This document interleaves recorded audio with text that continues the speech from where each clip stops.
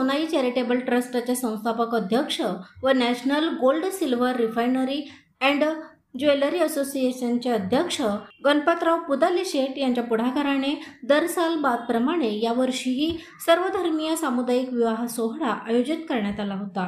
Shivparvati multipurpose hall Palus येथे doctor Vishwajit Kadam हे उपस्थित राहून आणि रयत शिक्षण संस्थेचे उपाध्यक्ष महेंद्रप्पा लाड यांनी वधूवरांना शुभाशीर्वाद दिले।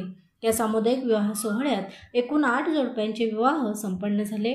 यावेळी जिल्हा मध्यवर्ती सहकारी बँकेचे माजी संचालक किरण लाड, वैभव पुदाले, सुहास पुदाले, उत्तम पवार, ट्रस्टचे सचिव जयंत कदम, सदस्य संजय गणेशकर, विलास हजारे, पलूसमधील सर्व प्रमुख मान्यवर, कार्यकर्ते व वऱ्हाडी मंडळी मोठ्या संख्येने उपस्थित होते।